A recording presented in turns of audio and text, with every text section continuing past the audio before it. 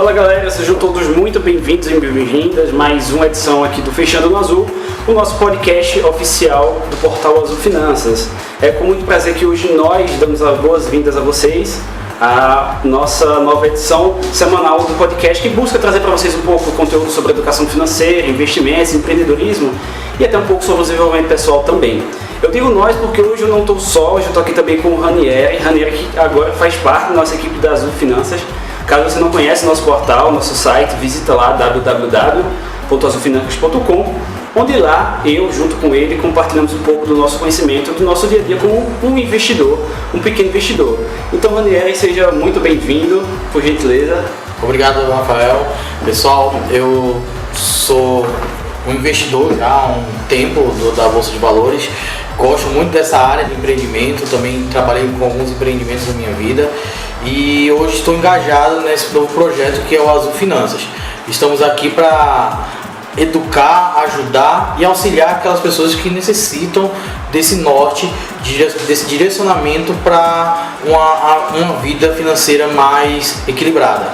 Então, Ranieri, assim como você certamente, comigo isso aconteceu da mesma forma, lá atrás, quando nós somos pessoas muito endividadas, com descontrole financeiro, buscávamos informações de como se arranjar e se organizar para ter uma qualidade de vida melhor, não necessariamente começar a investir, nós tivemos muitas dificuldades. Então, era muito conteúdo, existe muito conteúdo na internet e ainda assim existem pessoas que nos procuram e buscam informações, fazem perguntas, querendo saber por onde é que começa, o que é que faz primeiro. Eu quero deixar de ser uma pessoa que gasta demais e não consigo investir, e como é que eu vou dar os primeiros passos. E hoje você trouxe aqui pra gente alguns passos, não foi isso? É isso mesmo, Rafael. É assim, apesar de ter conteúdo em tudo que é rede, a informação está disponível para todo mundo, as pessoas ainda elas se encontram em estágios que talvez elas não tenham reconhecimento ainda, que estão num estágio crítico da vida. Crítico, quando eu falo crítico financeiramente, por quê? Porque aquelas pessoas que estão com as contas pagas, e não conseguem juntar dinheiro, elas pensam que está equilibrada, mas na verdade qualquer empecilho ou qualquer imprevisto pode transformar a vida tranquila em um caos. E é exatamente isso que a gente vai trazer aqui para vocês, pessoal. Tá, então bora lá.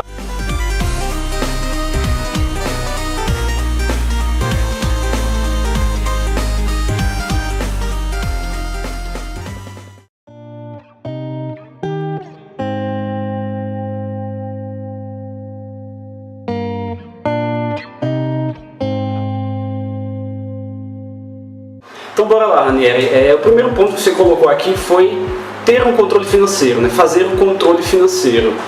O que é que você tem a falar sobre isso, né? O que seria exatamente? Porque a gente pode pensar que só ter o controle financeiro é apenas ter isso anotado em uma lista em casa de contas que tem para pagar naquele mês, mas seria isso ou seria um pouco mais além?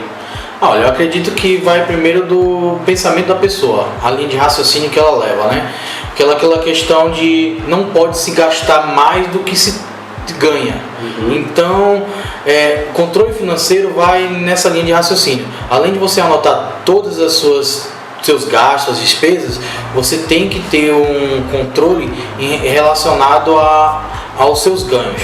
Porque você só controlar o que você gasta não é o suficiente. Você também tem um controle do que você realmente tem de rendimento e saber se vai dar para pagar todas as contas e vai sobrar dinheiro para você investir tanto no seu conhecimento quanto também nos seus, como é que eu posso dizer, objetivos. Uma coisa que eu acho bem engraçada é que frequentemente já vi isso acontecer tanto em casa, família, como com colegas e amigos, é a visão de que ter um controle financeiro é ter um pequeno caderno onde, quando chega no mês ou na semana, na semana em que eu recebo o meu salário, eu vou sentar e vou anotar o que é que eu tenho para pagar. O problema é quando a memória falha e a gente não se lembra das contas que tem para pagar naquele mês. O que nos dá aí, né, nos remete à ideia de orçamento. Então, justamente você tem que fazer ter esse controle, né, fazer esse acompanhamento e pôr isso tudo não só no que você pagar no mês, mas o que você vai pagar nos outros meses também. Mas vamos lá, o segundo passo, né, segundo ponto, né, não vou colocar aqui exatamente como passo a passo, mas como tópicos que você precisa ter atenção para poder olhar, seria fazer um planejamento de gastos e investimentos. Ranieri, o que é que seria exatamente? Olha, exatamente fazer esse planejamento financeiro é você saber o que realmente você está precisando. O que é? Você não ter aqueles gastos desnecessários. Você tem que saber o que realmente é para você o essencial. O que te leva a ser aquela... você saber dividir do que é essencial e o que é supérfluo. Porque a gente tem a mania de comprar o que está em promoção, sem a gente nunca usar, sem a gente ter necessidade. Às vezes você está querendo comprar um calçado tendo 5 num guarda-roupa, às vezes você quer comprar aquela camisa só para um evento, sendo que você pode aproveitar outros que você tem, e assim por diante. Isso é uma questão de você fazer um planejamento, você saber onde o seu dinheiro pode ser direcionado. Aqui eu confesso que o teu problema é com livros. Eu compro o livro por impulso e se eu chegar no livro que vem na promoção, já era. Eu tenho uma pilha de livro em casa e compro mais outros sem necessidade. Não, todo mundo tem isso. Eu acho que ninguém vai estar livre disso. Só que o problema é quando isso se torna excessivo, vira compulsório. Você não pode ver uma promoção, você não pode ver uma oferta, você não pode ver qualquer coisa. Isso não vai só para a questão de financeira, a gente vai a questão também da alimentação, tudo. Exato. Porque a gente fala, saúde é isso. A gente às vezes consome os produtos mais pelo olho, né? Exato. Então a gente tem que ter esse controle. Esse que é o viés. É que está o segredo.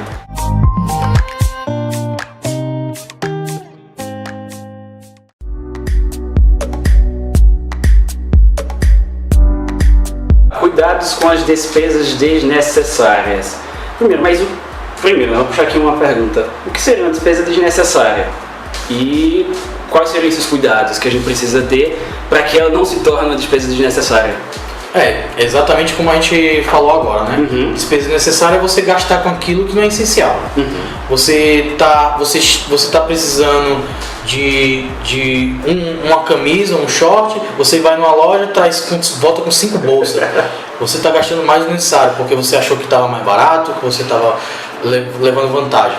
A melhor vantagem que você tem é você não gastar mais do que você pode. Isso que é o real. Mas Ranieri, eu tô em casa aqui agora e eu tenho uma coisa. Netflix para mim é essencial. O que é que eu faço? Se isso é essencial para você, você não vai abdicar de tudo que é essencial. Mas se você tem a Netflix, mas você tem outras plataformas? Tenho. Aí onde é que tá? Você vai usar todas? Não. Assina uma, quando você terminar de ver tudo que você tinha naquela plataforma, você cancela e faz outra. Você não fica pagando duas necessariamente. É exatamente como as pessoas têm pacotes e pacotes de coisas que ficam pagando sem ter necessidade. Quer um exemplo básico? Conta de banco. Todo mundo paga aquela tarifa de banco. Às vezes você tem 3, 4 contas de banco. E aí? Você usa as 4 contas? R$7 em um, R$20 em outro. Exatamente. Acho que aqui também a gente pode colocar a assinatura, pacotes que você faz de academia, né? Planos semestrais, planos anuais, e você não utiliza esse serviço. Então você transforma um serviço, uma contratação, uma despesa que até então poderia ser necessária, essencial, em desnecessária, porque você não está usufruindo dela, então você está jogando esse dinheiro fora. Pronto, então a linha de raciocínio é o seguinte: você tem que parar e pensar, eu estou usando tudo aquilo que eu estou gastando? Tipo, eu estou pagando por um pacote que eu estou tendo utilidade? Vou dar outro exemplo: você não usa dados móveis com frequência. Às vezes você está pagando R$50 num plano de operadora e não está usufruindo o que você tem de potencial. Então você é um gasto desnecessário. Exato. Então você tem que levar em mente que tudo que não agrega para você é desnecessário. E eu acho que uma das coisas, quando a gente tem um hábito de permanecer, né, com esses costumes, no primeiro momento pode até parecer algo um pouco doloroso, algo um pouco, poxa, esse cara tá ficando maluco, tá dizendo um negócio desse, pedindo pra eu abrir mão de assinatura minha da Amazon, sei lá, da Netflix, que eu não utilizo.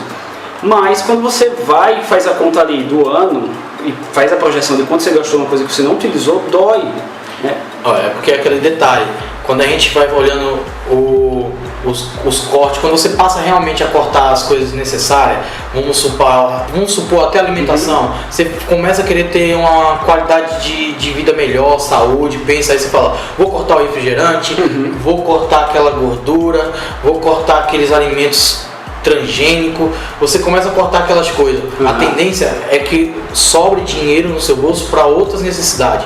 É uma questão de direcionamento. Você vai cortar, como a gente diz, né, no meio do investimento. Cortar o cafezinho. Aquele cafezinho que você corta diário, às vezes é o dinheiro de aplicar em um fundo imobiliário, em uma ação, na melhor forma que você achar confortável, que você tiver de acordo, entendeu? E acho engraçado assim, por mais, tem algumas linhas de pensamento, né, que a gente vai encontrando na internet, que uns que vão defender, outros que vão contra essa questão de dizer que é um valor muito pequeno, mas olha só, uma coisa é um cafezinho para quem recebe um salário mínimo, outra coisa é um cafezinho para quem recebe 2, 3 mil reais todos os meses. Então, se a gente colocar em perspectiva, em proporção, tem uma diferença sim. Matematicamente falando, vai ter um peso sobre o seu orçamento sim. E dito isso, eu acho que a gente meio que já finaliza aqui esse ponto sobre os cuidados com as despesas desnecessárias. Próximo passo, né? Tenha dinheiro em saldo para gastos eventuais. Vamos lá, Daniela, o que é que você me fala sobre isso? Exatamente. A gente vem seguindo uma linha de raciocínio que vai chegar nesse ponto.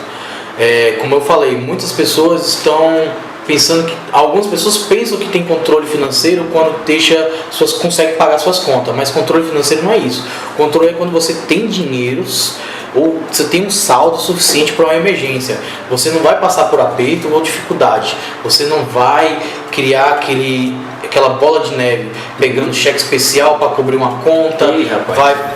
Aquelas coisas que vai acumulando, pegar empréstimo, fazendo tudo para cobrir uma dívida ou outra, onde vai tornando uma bola de neve e quando menos espera você está totalmente falido, está totalmente descontrolado. Então é essa que é a questão. Quando você começa a ter o controle, criar os hábitos, ideal, saber separar o que é supérfluo do que é necessário e de direcionar seus ganhos, você começa a criar esse saldo de eventuais gastos, que é o primeiro passo para quem quer se tornar investidor.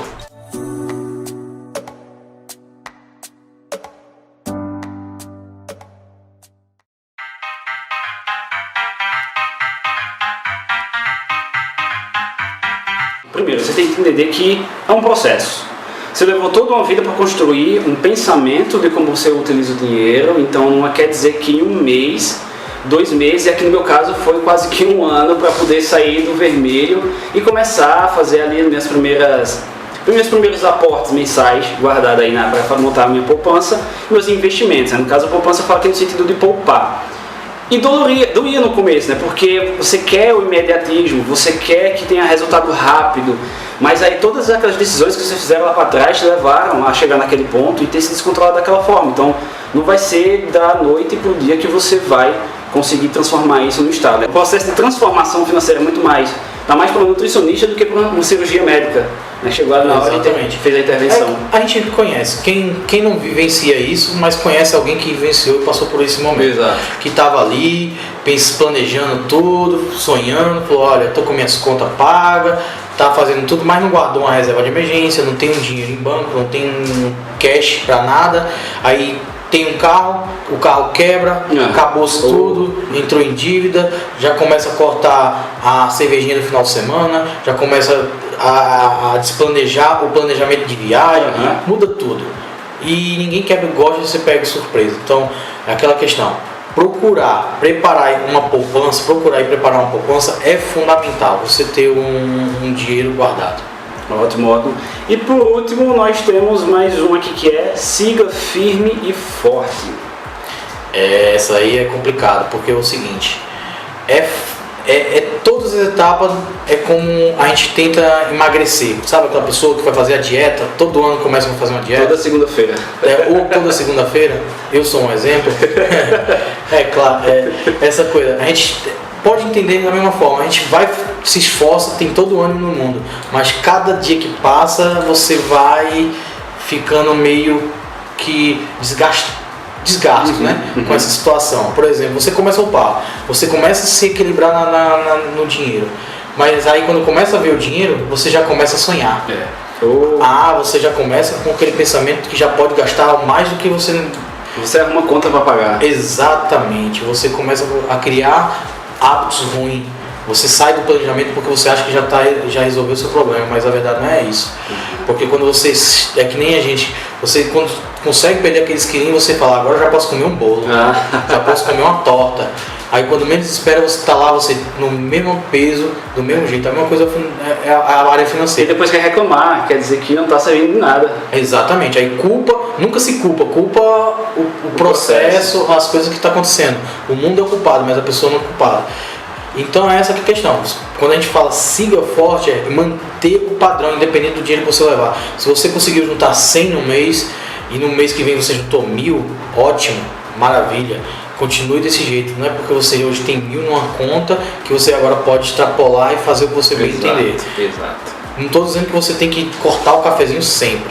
Isso aí é uma metáfora que a gente utiliza, mas você começa a trocar as prioridades. Exato. Você, por exemplo, quer sair para uma festa, vai gastar 200? Ótimo.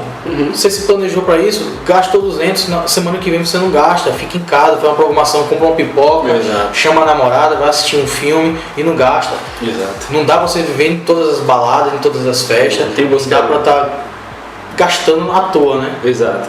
Então é isso, galera, né? Fazendo um resumo aqui, Raneira, quais foram os pontos que nós passamos hoje para quem está ouvindo agora querer se tornar um investidor, deixar de ser uma pessoa que está sempre colocada no pescoço. Isso aí, Rafael. Os passos são aqueles seguintes: ter o controle financeiro. Primeiro você tem que ter aquele controle. Você tem que saber o que você gasta, o que você ganha. Quando você está junto aos dois, você já tem um norte, você já tem um direcionamento do que vai se fazer. O próximo passo é o planejamento dos gastos. Quando você tem um controle do que você ganha e do que você gasta, você começa a fazer as suas necessidades, priorizar os seus gastos, para poder ver o que é necessário e o que é desnecessário dos gastos, para começar a sobrar dinheiro. E aí vemos para o próximo passo, que é o cuidado. O cuidado com as despesas desnecessárias, que é exatamente isso. Você tem que poupar. Lembre que eu tenho uma mentalidade de poupador e não de gastador. Então você começa a ver o que é desnecessário. Aquela conta extra que você tem, uma conta do banco que você não utiliza, um cartão de crédito com anuidade que não te serve. São esses gastos desnecessários que você tem que começar eliminando. Sobre essa questão do cuidado com as despesas, também você pode dar uma olhada na parte dos serviços que você não utiliza. Então você reveja os planos e as assinaturas que você tem, se você utiliza ele mesmo ou não, para que você não esteja pagando por alguma coisa de utilidade e logo você estará jogando dinheiro fora. O próximo ponto foi eu tenha dinheiro em saldo para os gastos eventuais, e o último foi siga firme e forte, que é ter resiliência, você persistir naquilo. Você ter um objetivo e uma meta. Dos melhores meios de conseguir ficar forte é você fazer pequenas metas para chegar em grandes metas. O que quer dizer isso? Você faz metas semanais, metas mensais e metas anuais. Cria objetivos para ser alcançado, que assim você sempre vai seguir naquela linha de conquistar. Se você no mês quer juntar R$100, a tendência é você juntar 1.200 em um ano. Se você quer juntar 1.200 em um ano, se em 10 anos você quer ter o dinheiro de comprar um carro, você quer ter o dinheiro de fazer uma viagem, de fazer alguma coisa do tipo. Esse é o caminho. Então é isso, pessoal. Espero que vocês tenham gostado. Vão se acostumando com a voz de Raneira, que vai aparecer aqui com mais frequência. Visita lá o nosso site, escuta nossas outras edições do podcast, www.azulfinancas.com. Também no Instagram, @azulfinancas. Ranieri, teu Instagram para a galera? Ranieri Moura. Quem gostou, por favor, compartilha aí com seus amigos, com seu colega, com aquele seu parente que não para de ficar no pé do seu ouvido dizendo que poupar dinheiro é coisa de maluco. E é isso aí, galera. Muito obrigado, Ranieri. Valeu pela presença. Valeu. Obrigado por tudo. E também tem a página no Facebook, viu, pessoal? Azul Finanças no Facebook, dando dicas, passando sempre uma informação para orientar o pessoal e ajudar nessa caminhada. Então valeu, galera. Até semana que vem. Tchau, tchau.